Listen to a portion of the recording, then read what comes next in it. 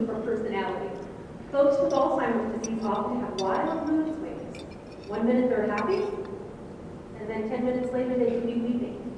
This can also be a symptom of depression, and that's one of the things the doctors will look for when they look at some of these symptoms. If you go to the doc with some of these symptoms, or your loved one has these symptoms, the doctors will first rule out other reasons a person might be having some of these problems. Those symptoms that I just mentioned are symptoms of dementia.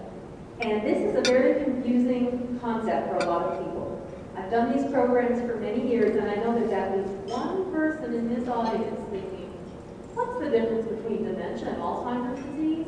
Does dementia turn into Alzheimer's disease? It's a confusing term because it's really not a diagnosis in itself. Really what dementia is, it's a set of symptoms. It's the cognitive decline that we just talked about. And there are 70 different reasons why a person might have dementia. Some of those are reversible, like the depression that I just mentioned. And that's the first thing the doctor will look for, is reversible dementia. Other things might be thyroid problems, drug interactions, infections. Those are the kinds of things that we can treat, that your doctor will always rule out before he or she jumps to the conclusion that you have a dementia that's not reversible. So what are some of those other dementias? We have something called vascular dementia, which is stroke. Stroke-related dementia, even those mini strokes, those TIAs, transischemic attacks, can cause significant cognitive decline over a period of time. We have another dementia called frontotemporal dementia, which generally strikes folks who are in their 50s, often misdiagnosed as a mental illness. The Lewy body disease, which causes vivid hallucinations. Those are just a couple of examples, a few examples of other dementias. And then we have Alzheimer's disease, which happens to be the most common form of dementia. 65 to 70% of people with an irreversible dementia will have Alzheimer's disease. However, many times it's mixed. Stroke and Alzheimer's disease seem to go hand in hand. We see this all the time. Someone winds up having a stroke, maybe they rehab, they're doing pretty good, but then you see that cognitive decline again. At that point, we might be looking at Alzheimer's disease on top of the stroke-related dementia. So, dementia is cognitive functioning, a loss of cognitive functioning serious enough to interfere with daily life, and it causes changes not just in memory. That's what we usually think of when we think of Alzheimer's disease, it's short-term memory. But it also causes problems with language, thought, navigation, behavior, personality, and mood.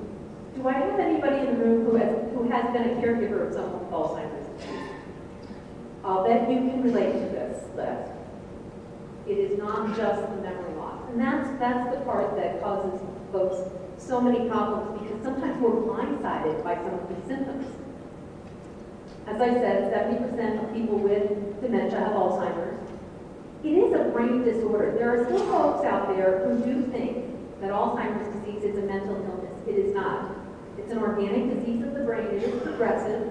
The most common form of dementia. At this time, we don't have a cure, although we have medications that may treat the symptoms and slow the progression of the disease. It is fatal. And people ask me, how is it fatal? Well, as the disease causes more and more damage, and there's brain cell death as a result of Alzheimer's disease, as it causes more and more destruction in the brain, it eventually affects the parts of the brain that help the body to function. The person stops eating, or even if they're eating, they're losing weight. They're sleeping all the time. They're falling more often. So the body physically is wasting at the end stages. And it can last from 3 to 20 years. So there's a lot of functioning in the middle there where a person can be functioning pretty good. We have 100 billion neurons in our brain, and at any given time those neurons are connecting via chemical messengers and electrical impulses, and Alzheimer's destroys those. There is a protein that we all have in our brain as we're sitting here called amyloid protein.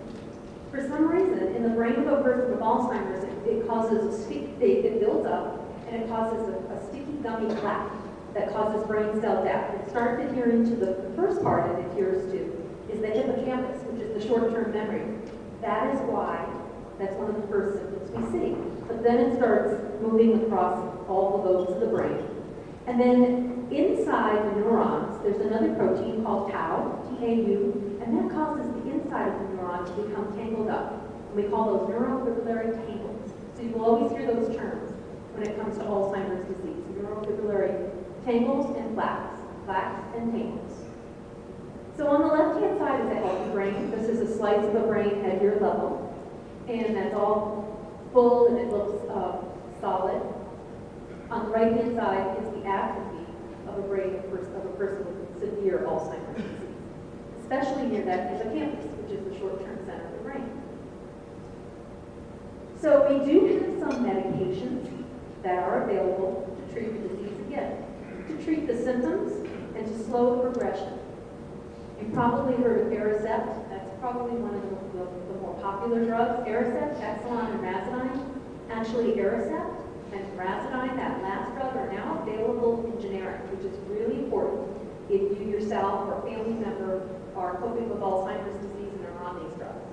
There's another drug called Memantine, or Namenda, brand name, and that is to regulate glutamate in the brain. It's a little different than the other three drugs, and usually used in tandem with one of those other drugs. So, here's the hope part. Clinical studies. We really are learning more and more about this disease by having people participate in clinical studies. If you or a loved one have the diagnosis of Alzheimer's disease and you're wanting to be an advocate, you're wanting to contribute, getting involved in clinical studies is so important. There are over 100 drugs right now that are in that pipeline, in that clinical study pipeline. In the center here, the 4 green dots are those drugs that I just mentioned. Those have been FDA approved. Those outer rings signify other drugs that are currently being tested. And we need, there are 100 drug trials going on. We need probably 50,000 people involved in those clinical studies. So, one of the other things that we're doing is finding, when we're doing these studies, it's not just the drugs, but what can we do as a population to lower our risks? I never use the word prevent, because I guarantee everybody in this room knows someone who did it right. They had a PhD from Harvard. They had a challenging career. They were very physically active. They climbed every 14-year state. They traveled worldwide. They were social. Gosh darn it, they still got Alzheimer's disease. I bet we know some of those folks. So we never use the word prevent. We use the words lower your risk. And one of the things that they're saying is, when it comes to things like diabetes and heart disease, you have a higher risk of Alzheimer's disease. So one of the things we can do is exercise. And I do love this picture of this lady. Exercise. It decreases diabetes and pre-diabetes. It can decrease central obesity. They're finding that weight that we carry in our middle, and of course when you get to be middle-aged and older, it seems to adhere there. Decrease blood pressure and improve cholesterol. So by exercise and diet, those are the things we can keep under control and can also lower our risks of Alzheimer's disease. When it comes to clinical trials, Trial Match is a program through the Alzheimer's Association, and everybody should have received that 10 warning signs paper that I handed out earlier, and there is an 800 number on there. All you need to do is call that 800 number and they'll prompt you, press 1, input your specific, unique information, and they'll match you up with clinical trials in your area. So I would encourage you to do that. And at the Alzheimer's Association, we have programs and services for family members who are caring for people with Alzheimer's disease. We have programs for the person with the disease, and that's really, really important. Because if you have early stage Alzheimer's disease, meaning you recently got diagnosed and you're still cognitively functioning pretty well, maybe living in your own house, you're forgetting things from time to time, you need someone to help you, or you need to give yourself reminders to do things, but you're functioning pretty well. We found that those people really want to learn more about their condition. They want to connect with others who are living through this. And most importantly, they want a quality of life. We all want a high